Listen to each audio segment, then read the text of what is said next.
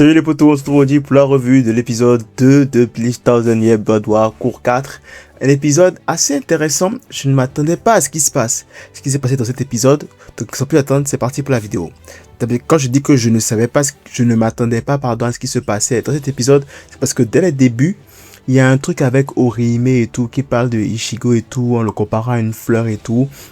Donc on a une scène où Orihime est dans un jardin avec la soeur de Ichigo. Bon bref, quand tu vois cette scène là comme ça, moi ça me suggère que bon, cet épisode sera un peu plus centré au niveau de Ichigo.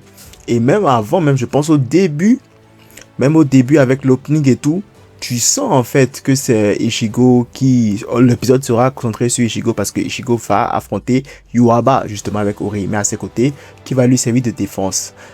J'ai hâte de voir ça. Pas pour sous-estimer Orihime, loin de là. Mais je me demande en fait à quel point en fait elle sera quand même pertinente dans tout ça en fait. À quel point elle sera pertinente. Donc là, l'opening passe, puis on nous remonte maintenant Urahara. Et là, je ne m'attendais vraiment pas à ce qui va se passer.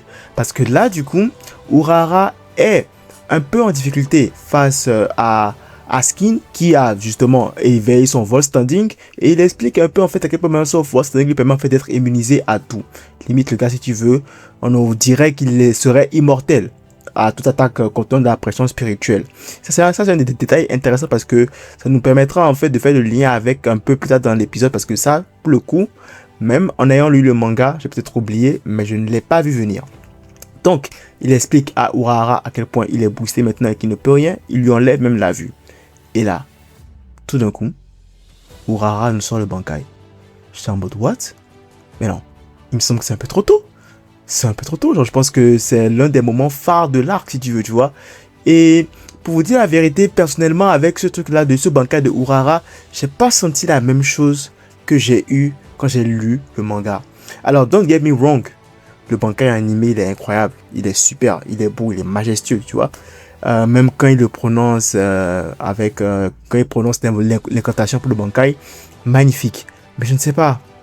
J'ai pas senti ce truc. Après peut-être que j'étais pas dans une bonne humeur aussi quand je regardais l'épisode, je ne sais pas. Mais j'ai pas eu ce frisson là que j'ai eu quand j'ai regardé par exemple, quand j'ai lu la partie là en manga papier, tu vois. Et du coup, parce que le Bankai de Urahara, quoi, tu vois.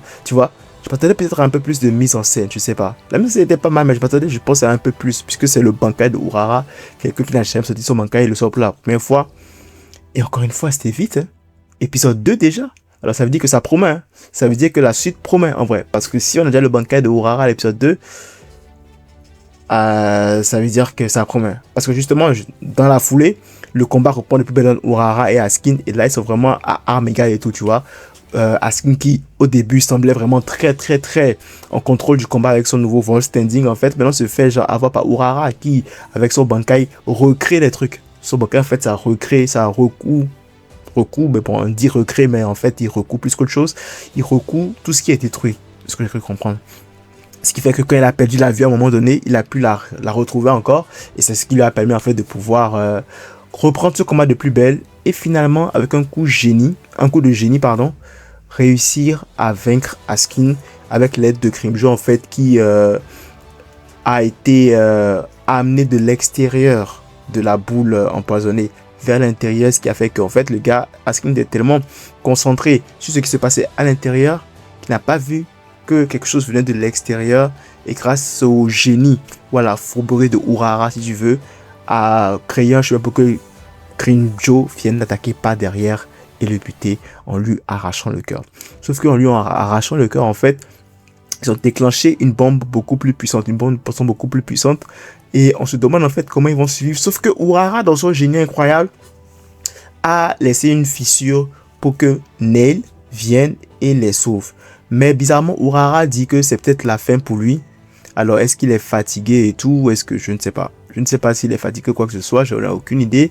Mais il semble que c'est la fin pour lui en ce moment. Il semble que Urahara, pour lui, c'est la fin. Et que, bon, voilà quoi. Pourtant, il avait dévisé un plan pour que eux tous puissent s'échapper. Est-ce que Nail arrivera à tous ces sorties de là? Ou finalement, aucune idée. Aucune idée, ça c'est à voir. Puis là, on arrive à la fin de l'épisode, en vrai, où t'as Ichigo qui jette son dévolu sur Yuaba. Et c'est intéressant parce qu'il y avait une stratégie qui avait été mise en place en fait avant le combat. C'est que vu que Ashvald a le Almighty, il se disait que bon, où Ishida affronte à cheval avec le Almighty, ce qui fait que Yuraba n'a pas le Almighty. Donc du coup, Yuraba serait un peu genre à pouvoir amoindri. Ça permettrait à Ichigo d'avoir une chance de pouvoir lui porter le coup fatal. Sauf que finalement, on se rend compte que Yuraba a aussi le pouvoir du roi des esprits. Et donc c'est ça qu'il utilise en lieu et place du Almighty pour affronter Ichigo. Et je peux vous dire que pour le moment, en fait, il est en train de dominer Ichigo. Le mec ne s'est même pas encore levé de sa chaise.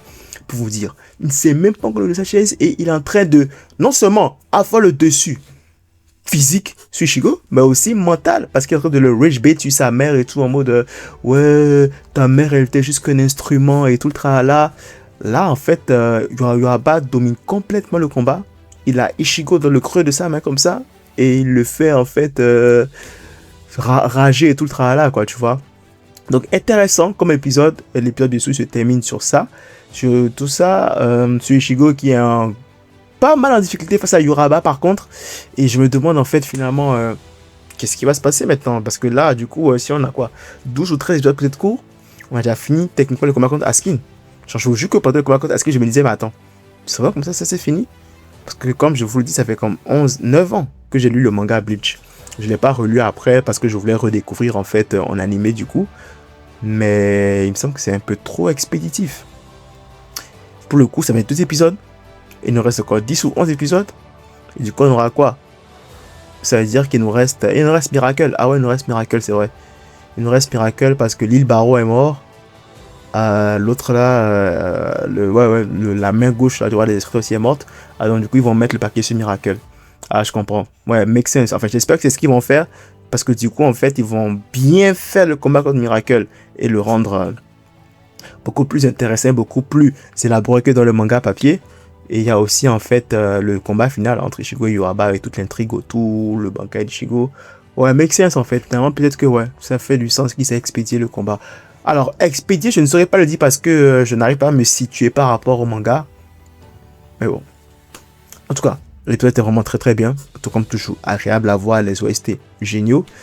J'ai hâte qu'ils me jouent encore Invasion. Parce qu'il me semble qu'ils ne l'ont pas déjà joué dans la Co 4 Invasion. L'OST Invasion. Je sais plus. En tout cas, bref. Voilà, c'est tout pour cette revue rapide de Bleach Thousand Year Blood War. Épisode 2, cours 4.